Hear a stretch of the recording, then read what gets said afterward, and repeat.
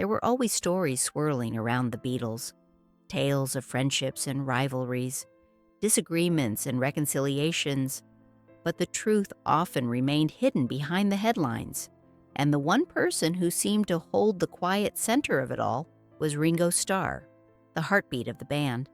He wasn't just a talented drummer, but a figure of humor, simplicity, and resilience in a world dominated by fame and expectation.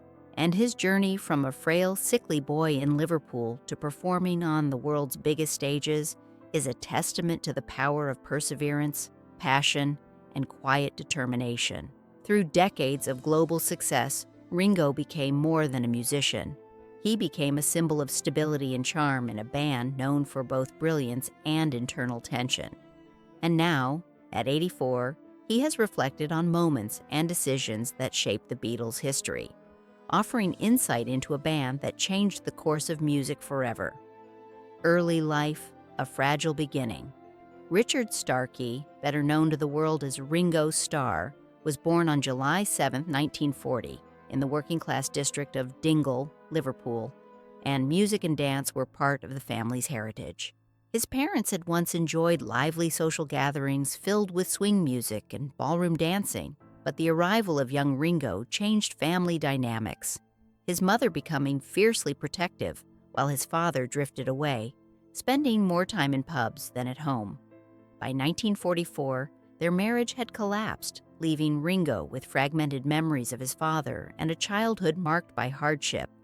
And from an early age, he faced serious medical challenges, with a routine appendectomy at 6 nearly claiming his life due to complications, leading to a full year in the hospital recovering from peritonitis. Isolated from friends and family, he fell behind in school and often felt disconnected from his peers. Yet it was during this time, in the quiet of a hospital ward, that he discovered his first passion, drumming, using makeshift drumsticks and hospital furniture to tap out rhythms and finding in music a small but transformative escape from his challenging circumstances. Finding music in the darkest moments, just when life seemed to stabilize, Ringo contracted tuberculosis in 1953, sending him into long-term care for 2 years. And again, he turned to music as a source of solace. By the time he returned home, formal education had become less appealing, and he immersed himself fully in rhythm and percussion, practicing on biscuit tins and improvised instruments while his mother remarried and tried to rebuild their lives.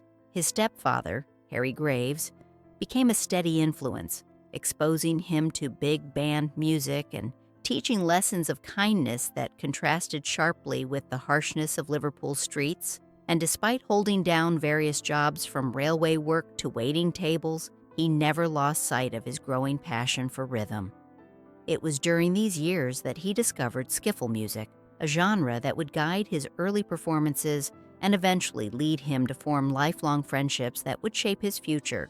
And each challenge, each illness, each setback seemed to build a quiet resilience in Ringo, preparing him for a life that would ultimately touch millions.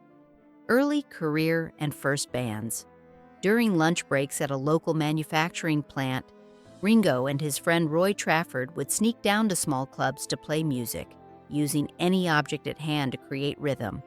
And the pair eventually added guitarist Eddie Miles to form the Eddie Miles Band, later renamed Eddie Clayton and the Clayton Squares, and they performed skiffle tunes like Rock Island Line and Walking Cane, with Ringo inventively using a thimble to scrape the washboard and create beats. His love of dance also complemented his musical explorations, as he and Roy even took dance lessons to enhance their performances. And the real turning point came on Christmas Day, 1957, when his stepfather gifted him his first drum kit, a second-hand set with a snare, bass drum, and a makeshift cymbal fashioned from a rubbish bin lid. This humble kit ignited Ringo's dedication to drumming, elevating the band's performances and helping them secure more gigs throughout Liverpool.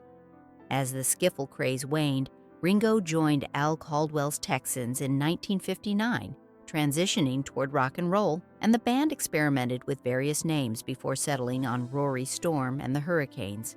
And it was around this time that Richard Starkey became Ringo Starr, inspired by the rings he wore and a desire for a catchy stage name. His solo performances, known as Star Time, became signature moments, displaying his emerging charisma and humor. Hamburg and the Beatles connection, Rory, Storm, and the Hurricanes gained local fame and eventually toured at Butlin's holiday camp in Wales. And though torn between the tour and completing his machinist apprenticeship, Ringo chose music, a decision that would define his life. Subsequent tours for U.S. Air Force bases in France brought new experiences, though not all were enjoyable, and eventually the band's path led to Hamburg, Germany. There, Rory, Storm, and the Hurricanes headlined at the Kaiserkeller Club, while the Beatles, still relatively unknown, played as the opening act. And it was during this period that Ringo first encountered John Lennon, Paul McCartney, and George Harrison. On October 15, 1960, he even played drums alongside the Beatles on a recording of Summertime with Rory Storm's singer Lou Walters. And these performances allowed Ringo to form early bonds with the band, with his talent soon catching the attention of other musicians, including Tony Sheridan. And little did anyone know this connection would set the stage for Ringo's most defining chapter, joining the Beatles. In January 1962, Ringo made the pivotal decision to leave Rory Storm and the Hurricanes after briefly playing with Tony Sheridan, and 2 days later, John Lennon invited him to join the Beatles, while their manager, Brian Epstein, informed drummer Pete Best that he would be replaced. Ringo's first gig with the Beatles took place on August 18, 1962, at a dance in Port Sunlight, and though the transition wasn't seamless, Pete Best's fans protested violently. The band's fate was now intertwined with Ringo's. His first recording session on September 4, 1962, revealed initial skepticism from producer George Martin, who even brought in session drummer Andy White for Love Me Do, relegating Ringo to tambourine duties, and Ringo later admitted he feared he had been replaced, but Martin clarified it was only a precaution. By November, fans had fully embraced Ringo, who quickly became a beloved figure in his own right, and his cheerful nature, humor, and star time moments on stage and television made him a fan favorite, while his drumming style, prioritizing groove and musicality over technical showmanship, cemented his legacy. Beatlemania and stardom. By 1963, Beatlemania swept across Britain. The band's second single, Please Please Me, topped charts, and televised performances introduced the Fab Four to millions. Ringo's charm and approachable persona complemented the Beatles' fame, and his infectious humor became a defining part of the group's identity. Crossing the Atlantic in 1964, he captured the hearts of Americans during The Ed Sullivan Show, performing for 73 million viewers, and his performances demonstrated that Ringo was not merely a drummer but a central character in a global phenomenon. Challenges amid success. Despite fame, Ringo faced personal and professional challenges. Tonsillitis in 1964 forced him to miss concerts, and the pressures of touring and the relentless schedule began to weigh heavily. As internal tensions grew during the recording of landmark albums like Revolver and Sgt. Pepper's Lonely Hearts Club Band, Ringo sometimes felt like a supporting player, overshadowed by Lennon and McCartney's creative dominance. Frustrations peaked during the White Album sessions, prompting him to briefly leave the band, only returning after a conciliatory gesture from George Harrison. Reflections on the Beatles' breakup.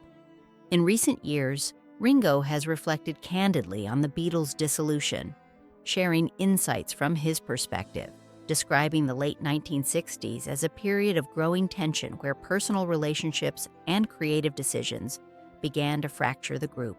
He acknowledges the pressures faced by each member, noting that external influences, including John Lennon's close relationship with Yoko Ono, contributed to changes in the band's dynamic. Studio tensions, differing artistic priorities, and personal struggles made collaboration increasingly difficult. And for Ringo, the period was both emotionally and professionally challenging, yet he emerged with remarkable resilience, finding clarity and renewed purpose in his solo endeavors. legacy, and continued influence. Ringo Starr's journey is one of endurance, talent, and warmth, and his contributions to the Beatles, his solo work, and his role as a cultural icon demonstrate an ability to connect with people across generations.